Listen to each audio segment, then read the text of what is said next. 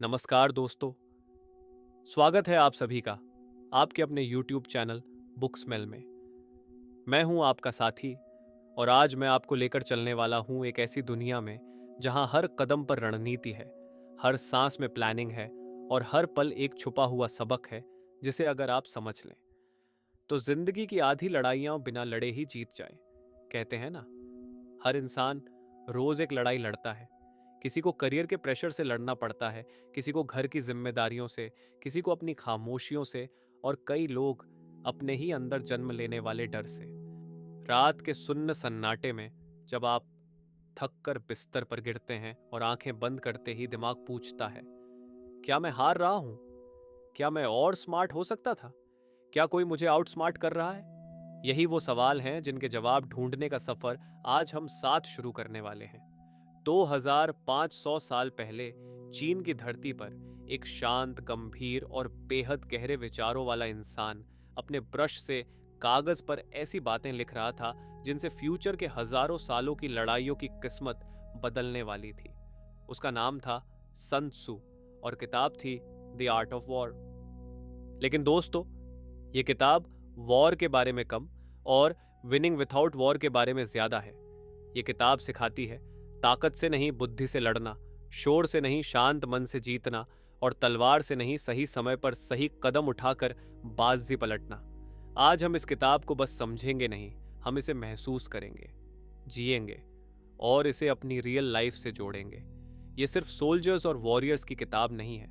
आज इस कॉम्पिटिटिव दुनिया में हम सब किसी न किसी बैटलफील्ड पर खड़े हैं। कभी ऑफिस, कभी बिजनेस, कभी रिलेशनशिप्स और कभी अपने ही मन के भीतर।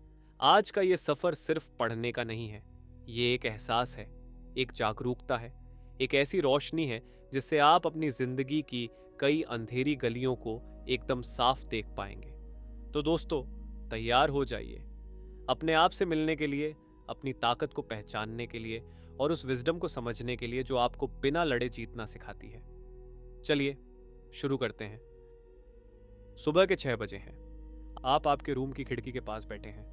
बाहर हल्की धूप की पहली किरण कांच पर गिरकर चमक रही है। आपके सामने एक कप कॉफी है, फिर मोबाइल वाइब्रेट करता है।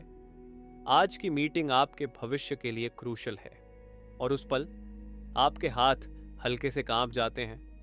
sun tzu कहते हैं, अगर तुम नहीं जानते कि तुम किस जमीन पर खड़े हो तो तुम जीतोगे कैसे।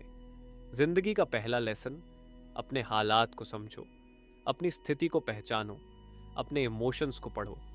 अक्सर हम लड़ते हैं बिना ये समझे कि सामने वाला हमारे बारे में कितना जानता है या हम खुद के बारे में कितना जानते हैं। सन त्सू लिखते हैं, जो खुद को जानता है और दुश्मन को भी, वह 100 लड़ाइयां जीतता है। जो सिर्फ खुद को जानता है उसकी जीत और हार बराबर है, और जो किसी को नहीं जानता उसकी हर लड़ाई पक्की हार है। अब इसे रियल लाइफ में इमेजिन कीजिए।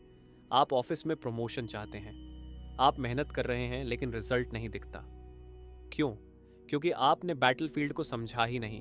कंपनी की पॉलिटिक्स, कॉलीग्स की इंटेंशंस, बॉस की एक्सपेक्टेशंस, अपनी स्ट्रेंथ्स, अपनी कमजोरियां। लाइफ का पहला नियम यही है, ग्राउंड को जानो, एनवायरनमेंट को समझो, सिचुएशन को डीकोड करो, तभी स्ट्रैटेजी बनेगी। सुन त्सू कहते हैं, हर लड़ाई जीतने या हारने का फैसला लड़ाई से पहले होता है। अगर प्लानिंग सटीक है तो बैटल शुरू होने से पहले ही विक्ट्री तय होती है। एक एग्जाम्पल सोचना, स्टूडेंट्स जो एग्जाम से पहले धैर्य से, समझ के साथ कंसिस्टेंट पढ़ाई करते हैं, उन्हें एग्जाम हॉल में डर नहीं लगता, क्योंकि उन्होंने लड़ाई एग्जाम पेपर आने से पहले ही जीत ली होती है। सन त्सू इसे कहते हैं कैलकुलेशंस। जितनी ज्यादा कैलकुलेशंस उतनी ज्यादा जीत की गारंटीज। रियल लाइफ वर्जन, आप एक इंपॉर्टेंट प्रेजेंटेशन तैयार कर रहे हैं। आपने अपने कंटेंट के साथ साथ बॉस के सवालों का अंदाजा लगाकर उनके जवाब तैयार कर लिए। अब आप टेंशन फ्री हैं। यह है सन त्सू का विजन।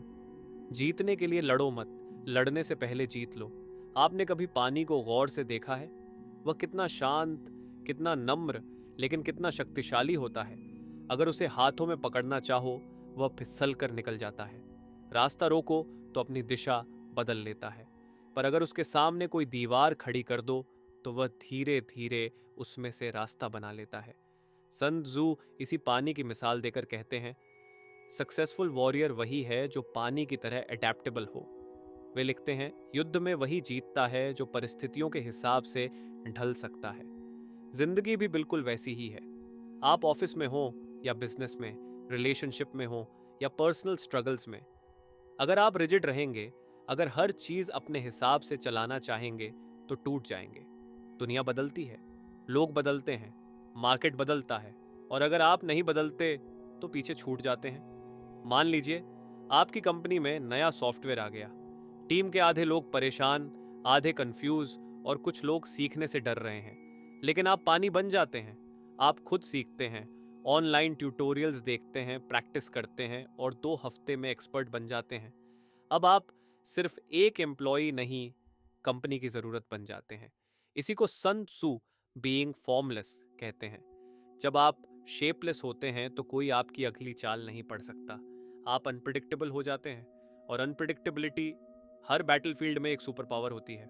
sun tzu कहते हैं, जो सीधा हमला करता है वह अपनी एनर्जी खो देता है, जो इनडायरेक्ट चलता है वह जीत का रास्ता खुद बनाता है। ये बात देखने में बड़ी सरल लगती है, पर जिंदगी में इसका असर गहरा है। इमेजिन करते हैं आप ऑफिस में प्रमोशन चाहते हैं, आपका कॉलीग भी उसी पोजीशन के लिए दौड़ रहा है। दोनों के बीच हल्की फुल्की कंपटीशन है। अब अगर आप सीधे जाकर अपने बॉस को बोल दें, मैं बेस्ट हूं, मुझे प्रमोशन चाहिए, तो शायद बात उल्टी पड़ जाए। इससे बेहतर इनडायरेक्ट अप्रोच है। आप अपने काम में एक्सेलेंस दिखाएं, अपने लीडरशिप स्किल्स खुद ब खुद चमकने दें, टीम की हेल्प करें, प्रोजेक्ट्स को टाइम से पहले डिलीवर करें। धीरे धीरे आपकी इमेज एक रिलायबल पिलर की तरह बन जाएगी, और एक दिन आपके बॉस खुद कहेंगे, मुझे लगता है you are ready for the next level. Sun Tzu इसे कहते हैं, दुश्मन को झुकाना बिना उसे छुए। और यही जिंदगी की सबसे बड़ी कला है, फाइट करके नहीं, बिना फाइट के जीतना। सन त्सू कहते हैं, speed is the essence of war. मतलब लक्ष्य जितना जल्दी अचीव करोगे, उतने कम रिसोर्सेज खर्च होंगे। रिसोर्सेज यानी आपका समय, आपकी ऊर्जा, आपके पैसे, आपकी क्रिएटिविटी और आपके लोग।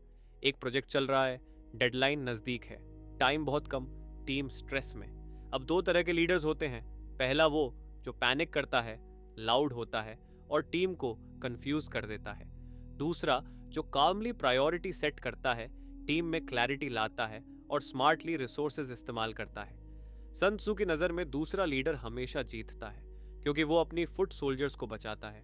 ही नोज एनर्जी प्रेशियस है, टाइम प्राइसलेस है और लोगों का ट्रस्ट सबसे बड़ा वेपन है। sun tzu कहते हैं, अपने सोल्जर्स को अपने बच्चों की तरह ट्रीट करो, वे तुम्हारे लिए खाई में भी उतरेंगे। ये लाइन पढ़ने में सिंपल है, पर इसकी डेप्थ लाइफ चेंजिंग है। लीडरशिप का मतलब खौफ नहीं, लीडरशिप का मतलब डोमिनेंस नहीं, लीडरशिप का मतलब ईगो नहीं, लीडरशिप का मतलब है रिस्पेक्ट, ट्रस्ट, कंपैशन, क्लैरिटी और सबसे महत्वपूर्ण कंसिस्टेंसी। एक अच्छा नेता ना बहुत सॉफ्ट होता है, ना बहुत हार्श, वह बैलेंस्ड होता है। वह अपनी टीम को समझता है, उनकी क्षमता पहचानता है, उन्हें इंस्पायर करता है और जब जरूरत हो तो अपने सोल्जर्स के साथ फ्रंट लाइन पर खड़ा भी होता है। सन त्सू कहते हैं, अगर तुम लीडर हो तो लोगों को रास्ता दिखाओ, अगर तुम रास्ता नहीं जानते तो लीडर बनने की कोशिश मत करो। अब तक आपने देखा, किताब का हर प्रिंसिपल आपकी जिंदगी से कितनी गहराई से जुड़ जाता है। Knowing yourself, studying the ground, planning before fighting, being fluid like water, using indirect paths, saving resources, leading with compassion, ये सिर्फ वॉर के नियम नहीं, ये लाइफ के वास्तविक नियम हैं। और धीरे धीरे इन टीचिंग से एक बड़ी तस्वीर बनती है। जीतने के लिए लड़ना नहीं पड़ता, जीतने के लिए सही सोच रखनी पड़ती है। सन त्सू की किताब में एक बात बहुत क्वाइटली कही गई है, लेकिन वही इस पूरी किताब की आत्मा है। वे कहते हैं, सबसे बड़ी जंग बाहर नहीं, अंदर होती है। हम रोज जिस बैटलफील्ड पर जाते हैं वह सिर्फ ऑफिस या बिजनेस नहीं होता, कई बार वह हमारा अपना मन होता है, जहां डर खड़ा होता है, जहां सेल्फ डाउट फुसफुसाता है, जहां आलस धीरे धीरे हमारी ताकत चुरा लेता है। इमेजिन कीजिए, आप कुछ नया शुरू करना चाहते हैं, एक नया बिजनेस, एक नया यूट्यूब चैनल, एक नई स्किल, लेकिन दिमाग बोलता है, अगर फेलियर हो गया तो लोग क्या कहेंगे, तुम पहले से ही लेट हो। सन त्सू ने ऐसे दुश्मन को पहले ही पहचान लिया था। यही वो एनिमी है जो आपको बिना लड़े हरा देता है। इसलिए वे कहते हैं नो योरसेल्फ। आप तभी जीत सकते हैं जब आप खुद से ईमानदार हों। आपको पता हो आप किस चीज में स्ट्रांग हैं, किस चीज में वीक हैं और किस चीज पर आप काम कर सकते हैं। सेल्फ अवेयरनेस ही सबसे बड़ा शील्ड है। सुन त्सू कहते हैं victory comes to those who know when to fight and when not to fight. हर लड़ाई लड़ने के लिए नहीं होती, हर बहस में बोलना जरूरी नहीं होता, हर मौका पकड़ना सही नहीं होता। इमेजिन आप ऑफिस में हैं, डिस्कशन चल रहा है, बहस गर्म हो रही है, आपके पास सही पॉइंट है लेकिन माहौल इमोशनल है। सन त्सू यहाँ चुप रहने की सलाह देते हैं, क्योंकि जब इमोशंस हाई होते हैं लॉजिक पहुंचता ही नहीं। सही समय पर कहा गया एक वाक्य गलत समय पर बोले गए 100 शब्दों से ज्यादा ताकतवर होता है। लाइफ में पेशेंस एक स्ट्रैटेजी है, साइलेंस एक मूव है, वेटिंग भी एक अटैक है।